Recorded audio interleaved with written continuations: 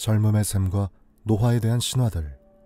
플로리다 세인트 어거스틴에는 입장료 18불을 받는 폰스 드 레온의 젊음의 샘 역사 공원이 있습니다. 입장객은 이 샘에서 솟아나는 기적의 물을 마실 수 있습니다. 만약 당신이 그 샘의 효과를 믿는다면 그 물을 마시고 조금 젊어졌다고 느낄지 모릅니다. 물론 그저 목이 마르던 차에 마신 샘물로 기운이 솟은 것일 수도 있겠죠. 이 샘은 역사적 가치는 있을지 모르지만 의학적으로는 그저 평범한 샘에 불과합니다. 어떤 샘의 물을 마시거나 그 샘에서 목욕을 함으로써 젊어질 수 있다는 이야기는 선사시대까지 거슬러 올라갑니다. 기원전 5세기의 헤로도토스도 그런 이야기를 남겼습니다. 스페인의 정복자 폰스 드 레온은 처음으로 플로리다에 도착한 유럽의 탐험가였습니다. 스페인의 왕은 그에게 비미니 제도를 찾으라고 명했고 그는 플로리다를 그 섬으로 착각했던 것입니다. 사실 그는 젊음의 샘을 찾고자 하지 않았습니다. 이 신화는 나중에 만들어진 것입니다. 물론 그가 젊음의 샘을 찾지 못한 건 분명합니다. 그는 죽었으니까요. 하지만 영원한 젊음에 대한 희망은 사라지지 않으며 역사는 끝없이 반복됩니다. 오늘날에도 이 젊음의 샘은 다양한 형태로 사람들을 유혹합니다. 노화를 방지하고 수명을 늘려준다는 수많은 영양 보충제와 치료법이 그들입니다. 물론 자신들은 과학적 근거를 가지고 있다고 이야기합니다. 하지만 사실 그들과 젊음의 샘은 크게 다르지 않습니다. 100살을 넘긴 사람들은 자신의 비결을 이야기하지만 그 비결은 모두 다릅니다. 지금까지 젊음을 유지하는 것으로 혹은 수명을 늘려주는 것으로 증명된 치료법은 하나도 없습니다. 맥길 과학과 사회연구소의 조 슈워르츠 박사는 이렇게 말합니다. 이들이 말하는 과학은 사기로 점철되어 있습니다. 노화는 우리 신체를 어떻게 바꾸나요? 와인은 시간이 갈수록 향이 그윽해지지만 인간의 몸은 그렇지 않습니다. 우리 몸은 점점 더 낡아지며 퇴화합니다. 주름이 생기고 흰머리가 나며 피부는 얇아지고 멍이 쉽게 듭니다. 눈은 침침해지고 귀도 점점 들리지 않고 백내장이 생기기도 합니다.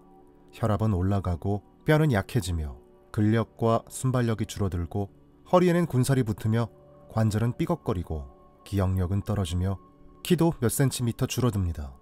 새로운 것을 배우는 속도와 생각 역시 느려지고 반응 속도 또한 느려집니다. 성기능은 낮아지고 호르몬 수치는 떨어지며 노화와 관련된 질병, 곧 암, 당뇨, 치매, 심장병 등에 더 쉽게 걸립니다. 물론 심리적인 면에서는 장점도 있습니다. 노인은 충분한 경험을 가지며 지식이 많고 늘 그런 것은 아니지만 때로 더 지혜롭습니다. 그리고 믿거나 말거나 어쨌든 노인들은 더 행복한 경향이 있습니다. WHO는 이렇게 말합니다. 생물학적 수준에서 노화란 다양한 종류의 분자 및 세포가 받은 손상이 누적되면서 일어난다. 이는 육체적, 정신적 능력의 점진적 감소를 일으키며 질병의 확률을 높이고 최종적으로 죽음에 이르게 한다. 여기서 다양한 종류의 분자 및 세포가 받는 손상이 중요합니다. 즉, 이 손상을 되돌릴 수 있다면 젊음을 유지할 수 있으리라는 것이죠. 인슐린 저항은 노화의 신호입니다. 당뇨 치료제인 메트포민은 쥐의 수명을 늘렸고 흔히 캐노헵테티스 엘레강스로 알려진 1mm 길이의 선충을 더 젊게 만들었습니다. 하지만 아쉽게도 인간은 선충이나 쥐가 아닙니다. 칼로리 제한 식사는 영장류, 쥐, 거미, 초파리, 선충, 윤충 등의 다양한 종의 수명을 늘렸습니다. 하지만 흥미롭게도 지파리의 수명은 늘지 않았고 인간의 수명이 이를 통해 늘어난다는 근거 또한 없습니다. 설사 이 방법으로 수명이 늘어난다 하더라도 늘 배고픈 상태를 유지하는 것이 조금 더 오래 살기 위해 감당할 만한 대가인지는 사람에 따라 생각이 다를 겁니다. 물론 그렇게 생각하는 사람들이 많이 있어 보이긴 합니다. 칼로리 제한 국제학회까지 있으니까 말이죠. 이들은 자신의 칼로리 섭취량을 25%에서 50%까지 줄이려 하지만 이는 전혀 현실적이지 않은 수치입니다. 식사량을 절반으로 줄일 수 있는 사람은 거의 없으며 이 경우 적절한 영양소 섭취를 하지 못할 가능성도 있습니다. 노화 연구자인 로잘린 앤더슨은 이렇게 말합니다. 이런 말도 안 되는 다이어트를 하지 않아도 인생은 충분히 복잡합니다. 간헐적 단식은 보다 현실적인 방법이며 이를 통해 체중 조절과 건강을 얻을 수 있습니다.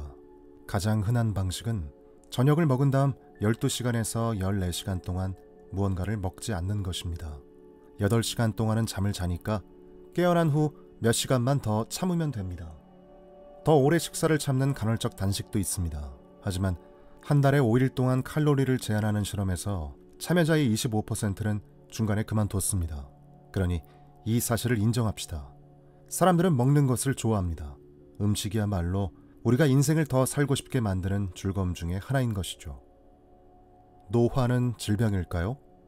모든 생명체가 노화를 겪는 것은 아닙니다. 예를 들어 브리스콘 소나무는 나이를 먹어도 기능이 퇴화하지 않습니다. 랍스터 또한 노화를 겪지 않으며 그저 더 커질 뿐입니다. 그린란드 상어는 500살 이상 살며 150살이 되어야 짝짓기를 할 수 있습니다. 어떤 해파리는 죽지 않는 것처럼 보입니다. 항노화 연구자인 데이비드 싱클레어는 수명, 우리는 왜 늙을 필요가 없는가? 라는 새 책을 냈습니다. 그는 노화는 질병이며 치료 가능할 뿐 아니라 심지어 예방도 가능하다고 말합니다. 그는 미래에는 사람이 훨씬 더 오래 살 것이며 노년에도 건강을 누릴 수 있을 뿐만 아니라 어쩌면 죽지 않을지 모른다고 말합니다. 그는 최근에 이루어진 흥미로운 연구들을 소개합니다. 그는 자신의 주장을 지키기 위해 실제로 그 주장을 따르고 있습니다.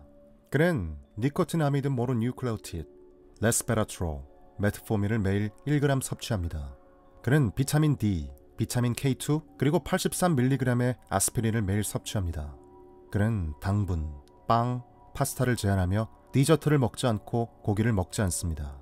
그는 하루 한 끼를 건너뜁니다. 그는 혈액 검사를 자주 받으며 최적의 수치가 아닐 경우 음식과 운동으로 이를 조절합니다.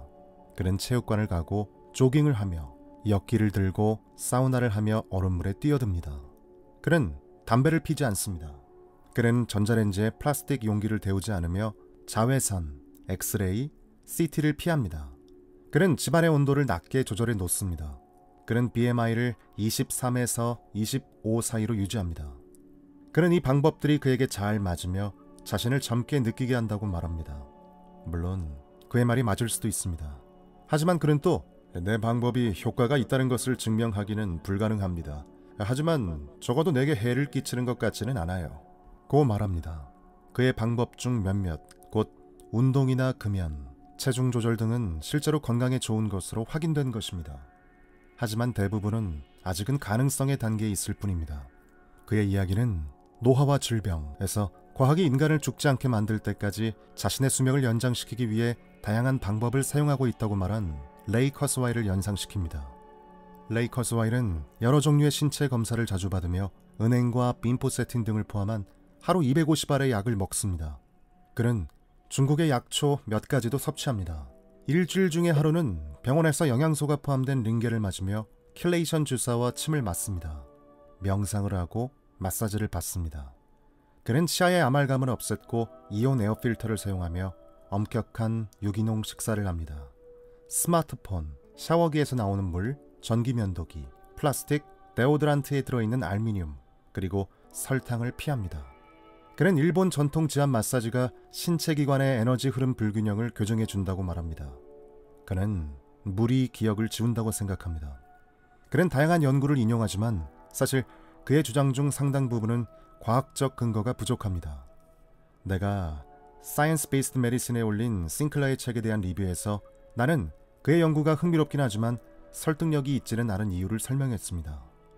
나는 싱클레어와 커스와일 모두 아직 충분한 근거가 없는 주장들을 너무 과하게 믿고 있다고 생각합니다.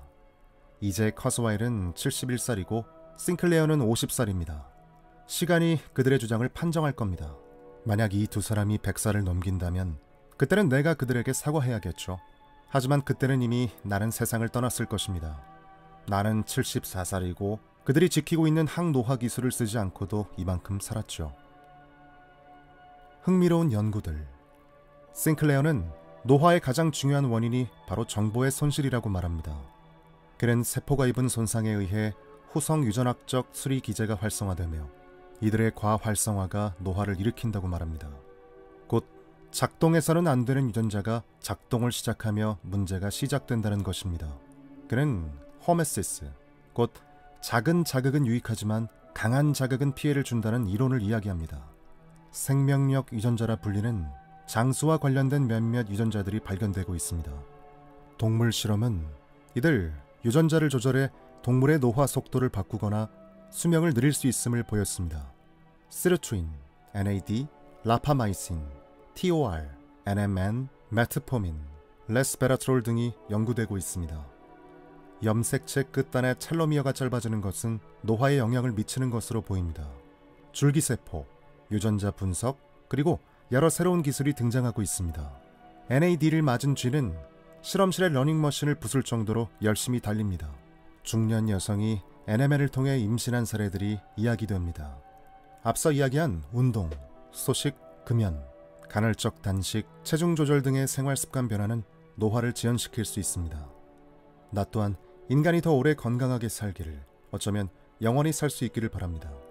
하지만 나는 그 주장에 회의적입니다. 최근 연구 결과들은 희망을 주긴 하지만 아직 확실한 수준과는 거리가 멉니다. 과학의 역사에서 초기에 그럴듯한 결과가 더 큰 규모로 이루어진 후속 연구에서는 뒤집혀진 사례와 예상치 못한 부작용이 발견된 사례는 너무나 많습니다.